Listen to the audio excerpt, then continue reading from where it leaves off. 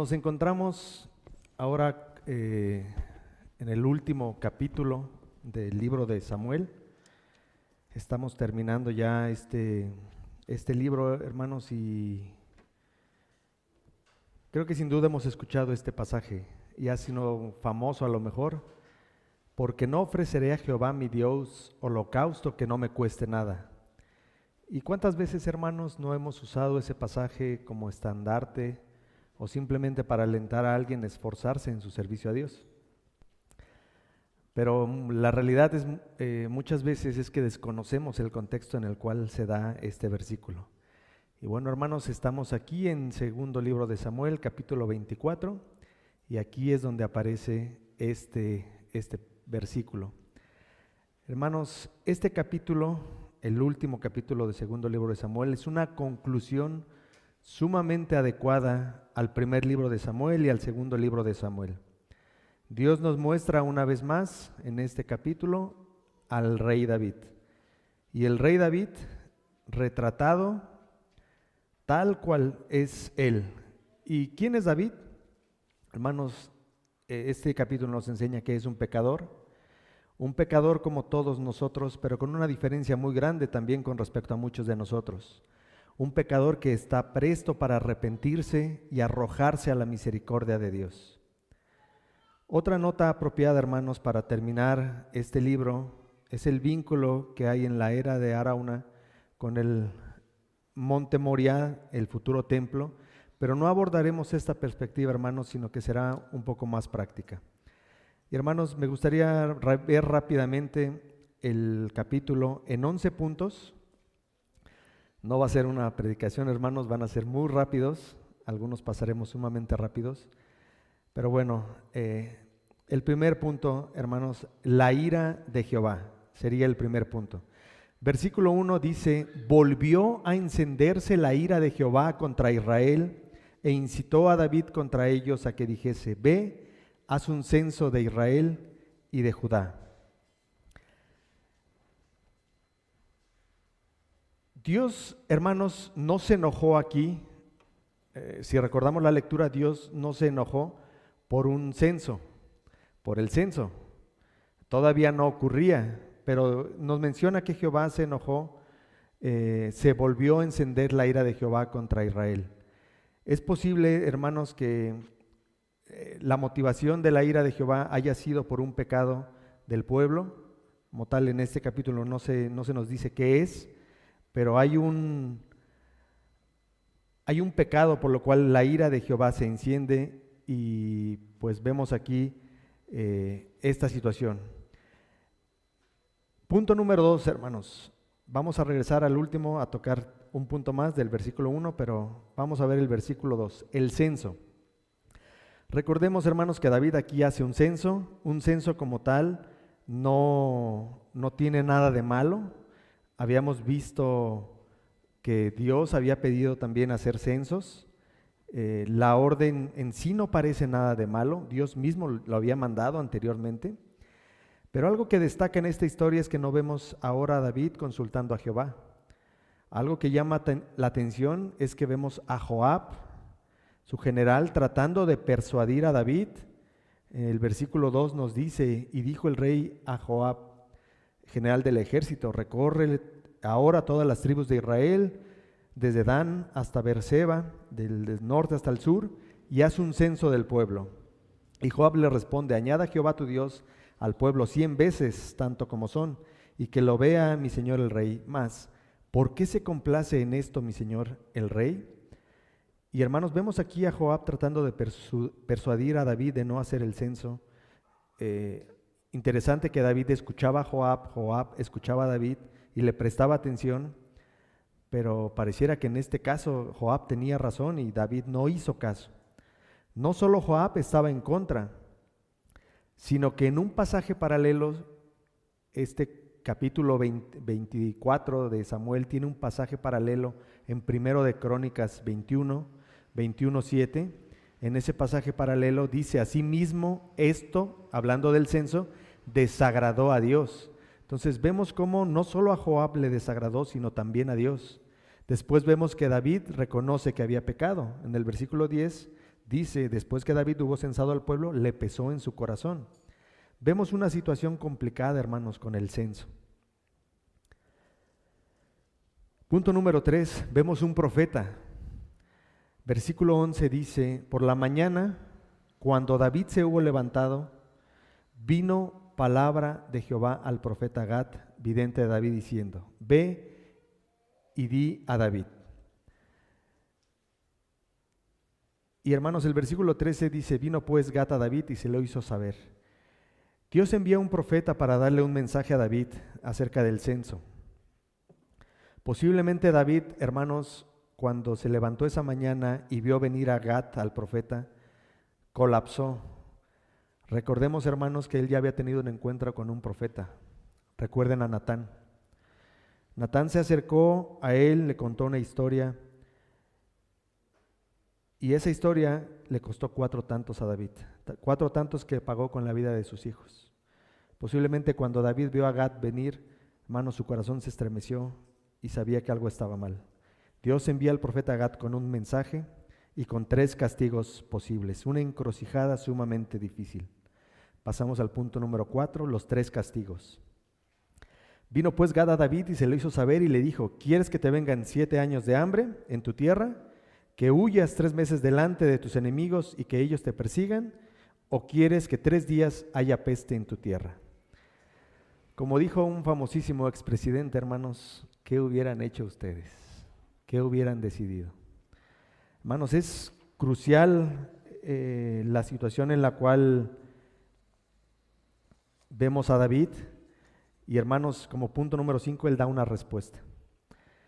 La respuesta en el versículo 14 dice, entonces David dijo a Gad, en grande angustia estoy, caigamos ahora en mano de Jehová. Hermanos, si recordamos las 3 opciones que le habían dado el profeta Gad, era que vengan 7 años de hambre en tu tierra, que huyas 3 meses delante de tus enemigos, o haya 3 días de peste en tu tierra. Prácticamente con esta frase, caigamos ahora en mano de Jehová, elimina la número 2, deja la plaga y deja el hambre. Pero, hermanos, David no quiere que él sea perseguido. Y algunas veces, hermanos, se infiere que la elección de David es egoísta. Que él dijo, no, pues yo no quiero sufrir, que sufra el pueblo. Pero todas las opciones, incluyendo el perder ante sus enemigos, David sabía que costarían vidas. Y hermanos, la motivación de David es impresionante y es completamente distinta a lo que pensamos, pues él había aprendido que la misericordia del Señor es grande. Y es donde vemos el castigo, punto número 6 en el versículo 15. Jehová envió la peste sobre Israel desde la mañana hasta el tiempo señalado, y murieron del pueblo desde Dan hasta Bersea 70,000 hombres. Y quiero recordarles, hermanos, el final del versículo 14. Caigamos ahora en mano de Jehová, porque sus misericordias son muchas, mas no caiga yo en manos de hombres. Esa frase, hermanos, porque sus misericordias son muchas, es porque David tenía algo muy claro. David sabía que el castigo era muy severo, pero David tenía algo muy claro en su mente, hermanos. Dios es un Dios de compasión. Él sabía que Dios es un Dios de ira. Recordemos, hermanos, que David probó la ira de Dios cuando pecó. Probó esa ira en las consecuencias en su vida, probó la ira de Dios en su familia, probó la ira de Dios en su reino, pero él estaba convencido que Dios es un Dios misericordioso. David eligió un castigo donde no interviniera la mano de los hombres, sino únicamente donde interviniera la mano de Dios. Y hermanos, a veces por nuestra propia concupiscencia, por nuestra poca fe, no logramos ver esa misericordia cuando nos encontramos en momentos difíciles. A veces juzgamos y decimos, ¿por qué? ¿Por qué?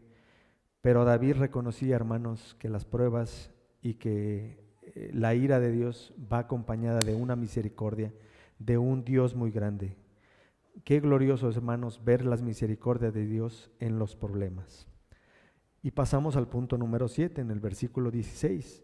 Cuando el ángel extendió su mano sobre Jerusalén para destruirla, Vemos aquí a un Dios misericordioso. Jehová se arrepintió de aquel mal y dijo al ángel que destruía al pueblo: basta, detén tu mano. Y el ángel de Jehová estaba junto a la era de Arauna Jebuseo. La misericordia de Dios, hermanos, al detener su mano, David confiaba en esa misericordia. Punto número 8, el corazón de David. David ora a Jehová y le dice, cuando vio al ángel que destruía al pueblo: yo pequé, yo hice la maldad. ¿Qué hicieron estas ovejas? Te ruego que tu mano se vuelva contra mí y contra la casa de mi padre. Vemos el corazón, hermanos, del rey David. David vio su culpa, reconoció su pecado, clamó a Dios. Y algo importante, hermanos, es que vemos aquí, es que los pecados de los líderes afectan a los demás. Los pecados de los líderes afectan a los que lidereamos. Cualquier líder en cualquier ámbito, sus pecados inciden en los demás. Como líder de un hogar, como esposo, nuestras decisiones influyen en nuestra esposa. Como papá, nuestras decisiones influyen en nuestros hijos. Como autoridad en nuestro trabajo a cargo de las personas, influirán. Los pastores, las personas que están con algún cargo, hermanos, las decisiones influyen definitivamente en la iglesia. Tengamos cuidado, hermanos, cuando tomemos decisiones. Punto número 9. Dios da instrucciones para un altar. Dios acepta el sacrificio, hermanos, y cesa la plaga. Vemos rápidamente cómo le ofrecen a David un terreno, le ofrecen animales y David decide no aceptarlo, sino pagar el precio.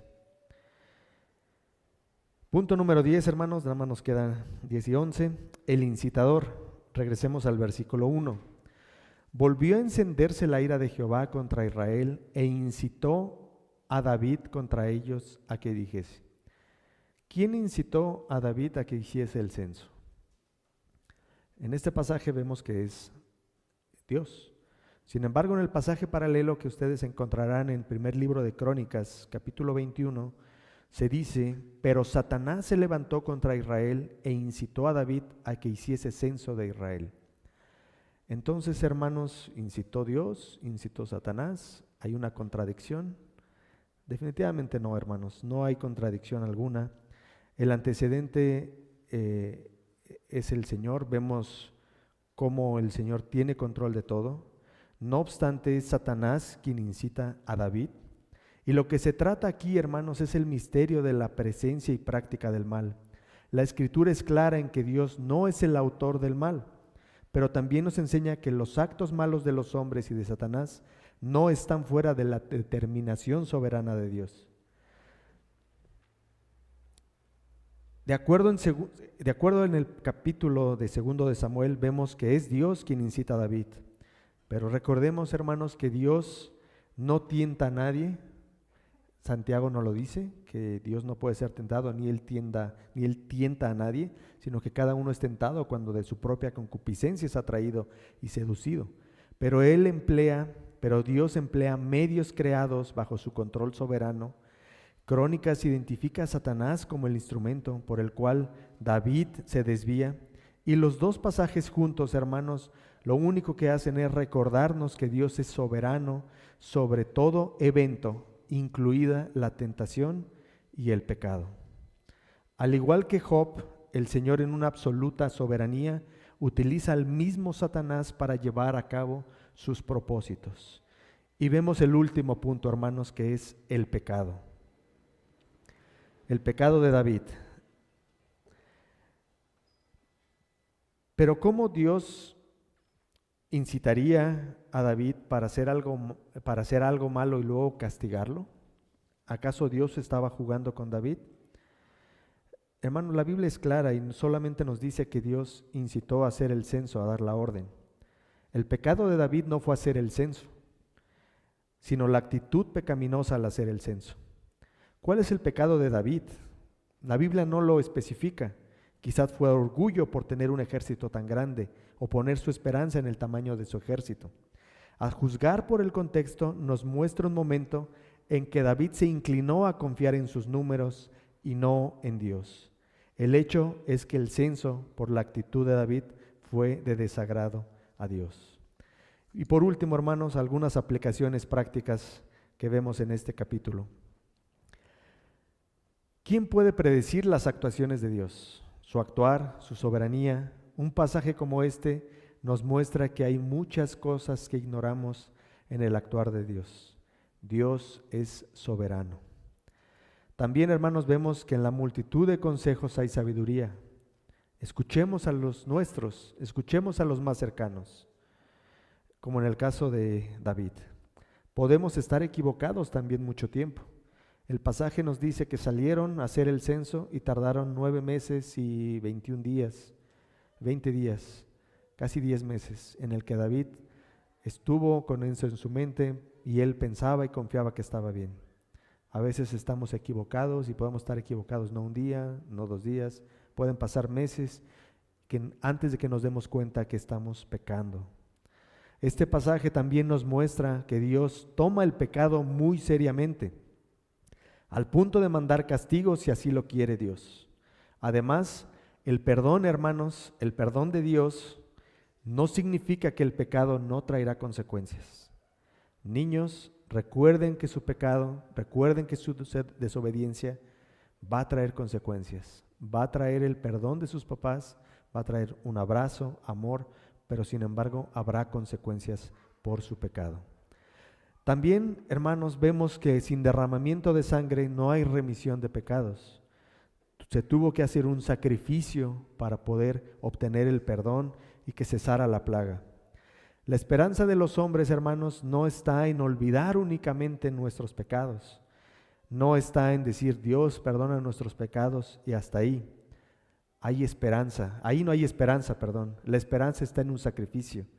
Y para todos los pecadores el sacrificio lo hizo Cristo. Cristo murió por ustedes, Cristo murió por nosotros, por nuestros pecados, y ahí está la esperanza. Pero está un sacrificio para que esos pecadores vengan en arrepentimiento y fe. También, hermanos, nos enseña dónde debe estar nuestra confianza. A veces confiamos en los números, a veces confiamos en que las cosas van bien, pero no se trata de números, hermanos, se trata del Dios que tenemos. Y hermanos, el capítulo termina con una enseñanza. Pudiera terminar con una historia gloriosa, pero lo que termina, hermanos, es David pecando, David arrepintiéndose, David ofreciendo sacrificio. ¿Cómo se le conoce a David? El hombre conforme al corazón de Dios. Hermanos, un hombre como David, un hombre conforme al corazón de Dios, tantas historias que se escribieron acerca del rey David, hermanos, nuestra confianza no está en los hombres. Nuestra confianza no está en los grandes hombres como David. Los grandes hombres, como decíamos al inicio, pecamos, caen en pecado. Los grandes hombres pecan y nosotros cuánto más no pecamos, hermanos. Pero este pasaje nos enseña que nuestra esperanza no está en los hombres, sino está en Dios. Amén, hermanos.